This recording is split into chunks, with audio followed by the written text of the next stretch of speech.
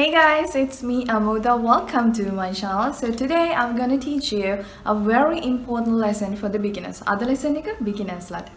ඉතින් ගොඩක් අය තියෙන ප්‍රශ්නයක් නේ අපි කොහොමද English fluently කතා කරන්නේ කියන එක.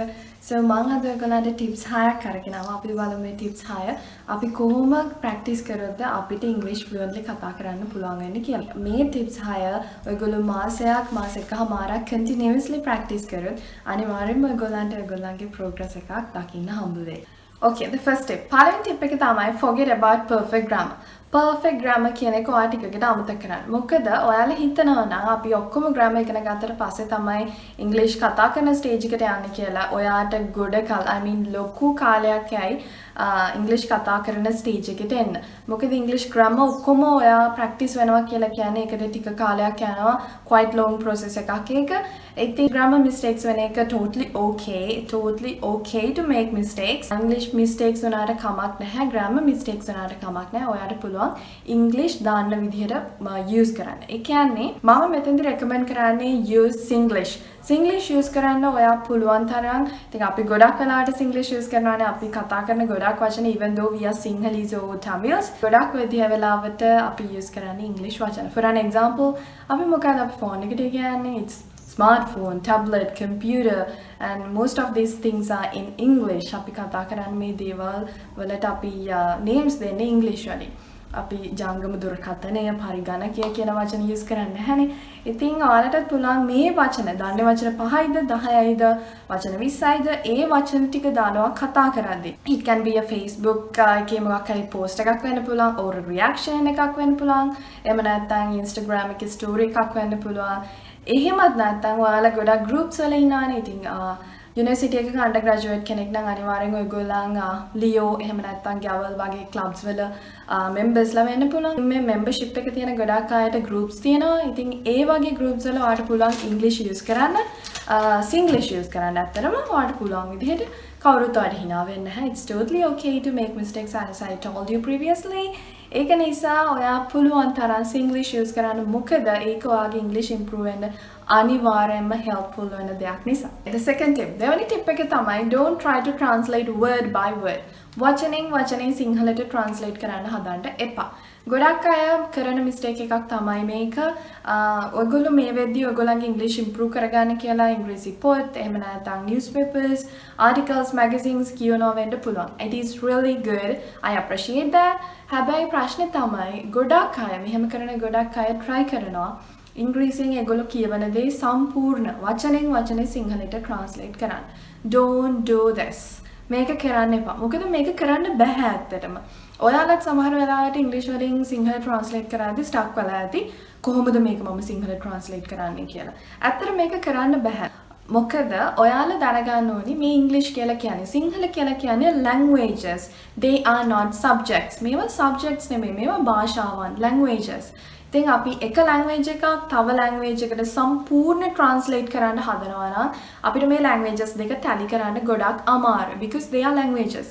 එක languages වලට unique දේවල් තියෙනවානේ, ආවේනික දේවල් තියෙනවානේ. ඉතින් එතකොට අපිට එක language එකේ ඉඳන් තව language එකට සම්පූර්ණ translate කරන්න බෑ. ඉතින් ඔයා කරන්න ඕනි දේ තමයි ඔයා English newspaper එකක් article එකක් මොනවා හරි චූටි පොතක් වගේ දෙයක් කියවනවා නම් ඔයා සම්පූර්ණ එක සිංහල translate කරන්න හදන්න එපා. ඔයා බලන්න ඔයා ඒක හොඳට කියවන්න පුළුවන්ද කියලා සහ ඒ කියන්නේ pronounce කරන එක හොඳට කරන්න පුළුවන්ද කියලා. ඒ වගේම තමයි ඔයා මේ වාක්‍යයේ sentence pattern එක ලියලා තියෙන විදිහ ඔයාගේ ඔළුවට දාගන්න බලන්න. ඒක තමයි important. ඒක ඉතින් ඔයා අමුතුවෙන් කරන්න දෙයක් නැහැ. ඔයාට තියෙන්නේ just try to read it. කට ඇරලා හොඳට ඒක කියවන්න. ඒක තමයි ඔයා පළවෙනි stage එකේදී කරන්න ඕනේ. නැතු ඔයා translate කරන්න හදන්න එපා Sinhala භාෂාවට completely. And moreover English language එකේ තියෙනවා idiom slangs වගේ දේවල්. ඉතින් මම මේ කියන වචන ඔයාලා දන්නේ නැත්නම් it's totally okay. I will teach all these things. English වල අර තියෙන idiom slangs වගේ දේවල් අපිට සිංහලට translate කරොත් සම්පූර්ණම විකාර අදහසක් තමයි එන්නේ. මොකද ගොඩාක් දේවල් වෙනස් වෙනවා. ඒවා ඉංග්‍රීසි භාෂාවට ආවේනික දේවල්. ඉතින් ඒවා අපිට සිංහල ට්‍රාන්ස්ලේට් කරන්න බෑ. ඔයා කියවගෙන යද්දී ඔයාට ඉඩියම් එකක් ස්ලැන්ග් එකක් ඔයාට කියවෙන්න පුළුවන්. ඉතින් ඔයා ඒක දන්නේ නැත්නම් මේ තියෙන ඉඩියම් එකක් කියලා ඔයා ඒකත් සිංහල ට්‍රාන්ස්ලේට් කරන්න යන්න පුළුවන්. ඉතින් ඒක සම්පූර්ණ වැරදි. ඔයාට සම්පූර්ණ වෙනස් වැරදි මීනින් එකක් තමයි එන්නේ. So don't try to translate word by word. තුන්වෙනි ටිප් එක තමයි listen to English before you read what you see. ඔයා දකින දේ කියවන්න කලින් කතාරලා ප්‍රනවුන්ස් කරන්න කලින් ඔයා try කරන්න ඉංග්‍රීසි අහන්න. ඒවට අහුම්කම් දෙන්න. මේක කරන්න හරි ලේසි. ඔයාලා දැනටමත් මේක කරනවා. ඉංග්‍රීසි movies බලන්න, ඉංග්‍රීසි සින්දු අහන්න මේක තමයි කරන්න පුළුවන් හොඳම ටිප් එක. ඔයාලා මේ විදිහට ඉංග්‍රීසි movies ඕන තරම් බලලා ඇති. අපි ඕන තරම් බලනවානේ. හැබැයි ප්‍රශ්නේ තමයි don't download Sinhala subtitles. Don't do this. Most of the people do this. I know that. ගොඩක් අය කරන වැඩක් තමයි English movies බලුවා වුණත් ඒගොල්ලෝ සිංහල subtitle download කරනවා. ඉතින් එතකොට අපි අර වීඩියෝ එකේ යන scenario එක බලලා ඔලුවට දාගන්නවා. ඒ වගේම අපි සිංහල යටින් තියෙන subtitle එකත් කියවලා ඔලුවට දාගන්නවා. එතකොට අපේ ඔලුවේ ලොකු process එකක් වෙන නිසා, ලොකු ක්‍රියාවලියක් වෙන නිසා අපිට අපේ ඔලුව try කරන්නේ නැහැ අර ඔයගොල්ලෝ කියන ඉංග්‍රීසි වචන මතක තියාගන්න. ඒක නිසා ඔයගොල්ලෝ ඉංග්‍රීසි movies බලනවා නම් do not download Sinhala subtitles. ඒක කරන්න එපා. එතකොට ඔයාලගේ ඉංග්‍රීසි improve වෙන්නේ නැහැ. ඔයාලා කොච්චර ඉංග්‍රීසි movies බලුවත්. හැබැයි ඔයා ඉංග්‍රීසි movies 5ක් just 5 හරිද? 5ක් ඔයා බලන්න දැන්ටපත් ඔයාගාව ඇතින් ඉංග්‍රීසි movies ඉතින් බලන්න ඉංග්‍රීසි subtitle download කරලා ඒවා එක්ක ඉංග්‍රීසි movie එකක් බලන්න. ඔයා මෙහෙම movies 5ක් කරලා බලන්න ඔයාලටම තේරෙයි ඔයාගේ brain එක මොනවා හරි වචන 5-6ක් අනිවාර්යෙන් catching කරගන්නවා. ඒක නිසා ඔයාලට පුළුවන් හොඳම දේ තමයි ඉංග්‍රීසි movies බලන එක සහ ඉංග්‍රීසි සින්දු වලට අහුම්කම් දෙන එක. මේකෙන් ඒගොල්ලන් pronounce කරන විදිහ, ඊට පස්සේ ඒගොල්ලෝ කතා කරන pattern එක, ඒ style එක, ඒගොල්ලන්ගේ accent එක, ඒක ඔයාගේ ඔළුවට දාගන්න පුළුවන්, ඔයාලට මතක තියාගන්න පුළුවන්. ඒ වගේම මේක ඔයාලට ඊට පස්සේ common දෙයක් වෙයි. Fourth tip, හතරවෙනි tip එක තමයි talk to yourself. ඔයාටම කතා කරන්න. Some people may say this sounds crazy, but dude, believe me, this is workable. Make a වැඩ කරන tip එකක්. I personally do this, I personally did this, and still I am doing that thing. ඉතින් මමත් ඔයගොල්ලන්ට recommend කරනවා මේ දේ කරන්න කියලා. මොකද මේක හරිම lazy, super easy. හරිද? ඔයාලට තියෙන්නේ කන්නඩි ඉස්සරහට යන්න. ගිහිල්ලා ඔයාට කතා කරන්න පුළුවන් කන්නඩියට තව කාට හරි ඔයා කතා කරන විදිහට. මේක ඔයාට තව කෙනෙක් එක්ක conversation එකක් පටන් ගන්න නැත්නම් public speaking වලට තියෙන බය වුණත් අඩු කරන්න helpful වෙන tip එකක්. ඉතින් ඔයා කන්නඩි ඉස්සරහට ගිහිල්ලා පටන් ගන්න myself වලින් ඔයා ගැන introduce කරන්න තව කාට හරි introduce කරන විදිහට ඊට අමතරව එක topics ඔයා කැමති ඕනම topic එකක් අරගෙන ඒ පිළිබඳව කතා කරන්න. හොඳට කතා කරන්න. සතියක් දෙකක් ඔයා මේක කරලා බලන්න ඔයාටම තේරෙයි ඔයාගේ ප්‍රශ්න තියෙන මොන තැන්වලද කියලා. උදාහරණයක් විදිහට ඔයා සමහර වෙලාවට prepositions වල ප්‍රශ්න තියෙනවා නම් ඔයා ඒ තැන්වලදී stuck වෙන්න පුළුවන්. එහෙම නැත්නම් ඔයාගේ vocabulary එක මදි වෙන්න පුළුවන්. ඔයාට සිංහලෙන් තේරුමක් තියෙනවා කියන්නේ හැබැයි ඔයාට ඒක ඉංග්‍රීසියට translate කරගන්න බෑ. ඔය වගේ ප්‍රශ්න තියෙනවා නම් go to the comment section and type that comment. ඔයා කියන්නේ comment section එකට ගිහිල්ලා මම මෙන්න මේ තැන්වලදී මම stuck වෙනවා මට මේ දේවල් කරගන්න බෑ කියලා. එතකොට මට පුළුවන් ඊළඟ වීඩියෝ එකේදී ඔයාට helpful වෙන වීඩියෝ එකක් ඒ lesson එකට අදාළව අරගෙන එන්න. ඔයාගේ problem එක විසඳ ගන්න පුළුවන් solution එකක් වෙයි. The fifth tip, පස්වෙනි tip එක තමයි think in English. English වලින් හිතන්න. මේක සමහර අය කියන්න පුළුවන් අපිට English වලින් කතා කරගන්න බැරුව කොහොමද අපි ඉංග්‍රීසියෙන් හිතන්නේ කියලා. ඒ වුණාට මේක ඇත්තටම කරන්න පුළුවන් දෙයක් කරන්න බැරි දේවල් නෑ that is important. ඉතින් ඔයාලා try කරත් අනිවාර්යෙන් මේකත් කරන්න පුළුවන්. මේ ඉංග්‍රීසි වලින් හිතන්න කියලා කියන්නේ මහා ලොකු process එකක් නෙමෙයි. ඔයාලා day to day life එකේදී ඔයාලා කරන habitual actions තියෙනවානේ.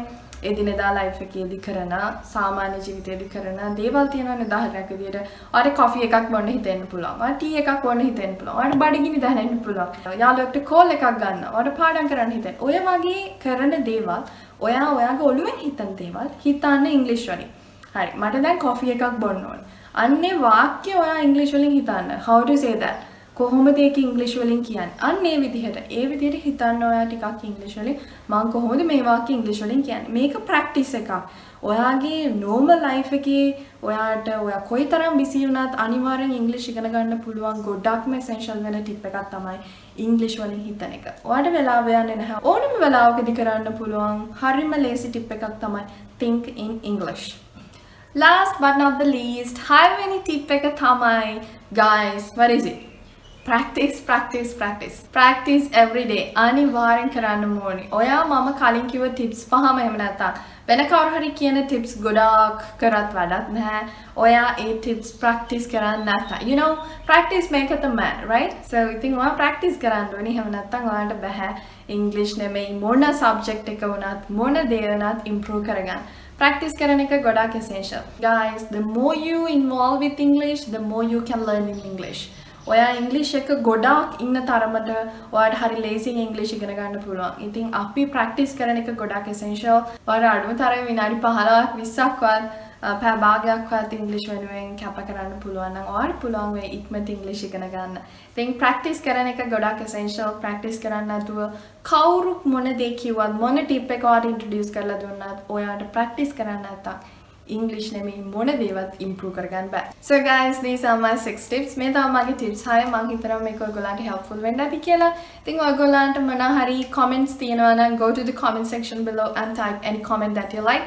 හොඳ හෝ නරක මගේ මොන හරි වැරදි තියෙනවා නම් මගේ මොන හරි හදන්න ඕනි දේවල් තියෙනවා නම් comment section එකේ දාන්න කිසිම ප්‍රශ්නයක් නැහැ. සහ ඔයගොල්ලෝ මේ වීඩියෝ එකට කැමති නම් if you like this video please put your thumbs up and more importantly if you haven't subscribed my YouTube channel yet then go below, run below and hit the subscribe button and don't forget to hit the bell icon too which is right behind the subscribe button. So guys, you will not miss my any exclusive and upcoming videos. Thank you so much guys for watching me and hope to see you in the next video. Until then, have a safe day. Bye bye.